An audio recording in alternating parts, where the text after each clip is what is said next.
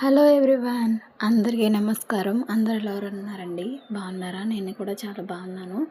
ఈరోజైతే ఫ్రైడే మళ్ళీ ఎలా చేశాను అనేది అయితే షూట్ చేసి అయితే ఈరోజు వీడియోని ఈరోజే షూట్ చేసి ఎడిట్ చేసి అయితే పోస్ట్ చేస్తున్నానండి. ప్లీజ్ మీరు దయచేసి అయితే సపోర్ట్ అయితే చేయండి. ఫస్ట్ అయితే రైస్ పెట్టేశాను. తర్వాత పక్కన రాగి జావ కోసం వేడి నీళ్ళు పెట్టేసి అలాగే అందులో రాగి పిండి కూడా వేసేసాను. ఈరోజు పప్పు పాలకూర అయితే వండబోతున్నానండి. సో దానికోసం అయితే వారానికి 2 సార్లు అయితే ఆకుకూరలు పెడతాను. మ్యాక్సిమం ఎక్కువగా పాలకూర, తోటకూర ఇవి అయితే ఎక్కువ యూజ్ చేస్తూ ఉంటాను. ఫాస్ట్గా అవుతుంది పని, తర్వాత పిల్లలకు కూడా మంచిది అని చెప్పేసి.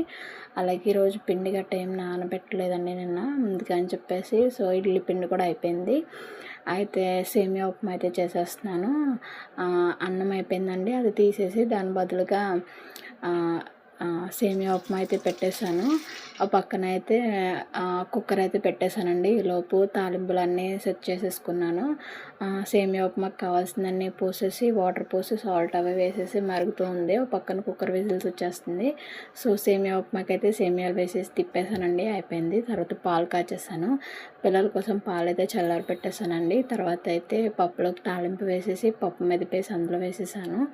తర్వాత ఇంకా రైసు, సేమియా ఉప్మా, రాగి జావా, అలాగే పప్పు, పాలకూర, పాలు ఇవి రోజైతే మా బ్రేక్ఫాస్ట్ ప్లస్ లంచ్ అయితే ఇలా అయితే అయిపోయిందండి.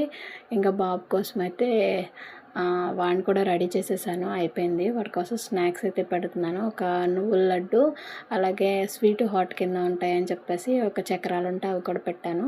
తర్వాత బాక్స్ కూడా ఇదిగోండి ఇలా అయితే రెడీ చేసేసి పెట్టేశానండి. పూజ కూడా చాలా బాగా అయిపోయింది. సో ఫోటో అయితే మిస్ అయింది, అందుకని లాస్ట్ డే ఫోటో అయితే పెట్టాను. థ్యాంక్ యూ ఫర్ వాచింగ్ అండి. Thank you.